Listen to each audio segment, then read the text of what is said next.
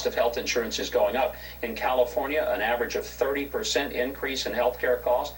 It's a combination of increasing the benefits, forcing people to put people on their policies with no regard to pre-existing condition. Now think about that. It's the equivalent of saying, I'd like to buy some insurance for my car. Well, tell me about your car. Well, I totaled it yesterday, but I'd like to buy the insurance today so you can replace the car.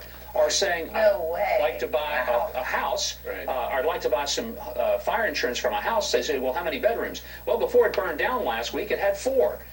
Look, if you go to the insurance company and you say, I'd like to buy insurance, okay, tell me about yourself. Well, I have terminal cancer, and they give me 8 months to live, and my treatments are $120,000 a month. I'd like to buy insurance. You can't buy it for $100 a month and expect the insurance company to stay in business. Exactly. It's not about being cruel. It's about the realities of just using actuarial science when it comes to making an insurance policy work. I love the thought of Mike Huckabee teaching science to us. Because he's as evangelical a Christian as you get. I mean, the guy is seriously anti-science, like as anti-science as you can get, right? But look, you got to give him credit for one thing. Before I absolutely tear him down, let me give him credit for one thing. Honesty. Because all the other Republicans are now pretending like they were in favor of getting rid of pre-existing conditions forever.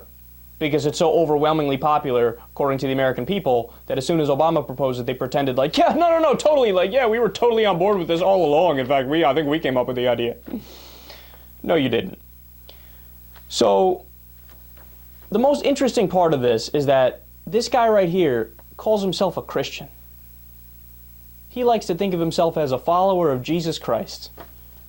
Who would Jesus deny coverage to? That's my question. And he just compared a human being to a totaled motor vehicle. Let me ask you, you really think that's an apt analogy? You think that's a fair point? His whole point is, oh, you're really sick and you're going to die? Well, that's tough cookies. You should have got insurance beforehand.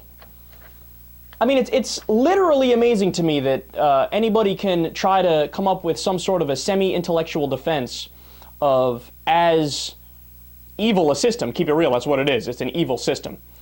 Look, no matter what you think about healthcare, these are the facts. You have to know that the overwhelming majority, in fact, all of the modernized industrial countries have some version of universal health care for all of their citizens, right? We were the last ones, and even Obamacare doesn't go as far as it should, right? It's not like a Medicare for all system that has absolute coverage. But there's a reason why every single modern industrial nation has coverage for all of their people, and the overwhelming majority of those systems are not for profit. Because if you have a healthcare system that's for profit, then you've set up an incentive structure that rewards the insurance companies for denying coverage. That's just a financial fact. In order to pad the bottom line and make as much money for your shareholders, which is your fiduciary responsibility by law, right? What do you have to do? You have to try to deny as many people coverage as humanly possible. And that's what they do. I mean, there's a whole name for the practice. It's called rescission. What they do is, like, they'll you'll sign the contract to get health insurance, and then years later, let's say you get cancer, they'll look into your history to see if there's anything that you didn't disclose to them. And then, like, for example, one specific case that got a lot of attention, a woman had acne in the past. She didn't disclose that to her insurance company when she got insurance. So they said, we're not going to cover your cancer because you had acne. Now, that's not what they literally said. They actually said, oh, you call it acne, we call it cancerous skin lesions.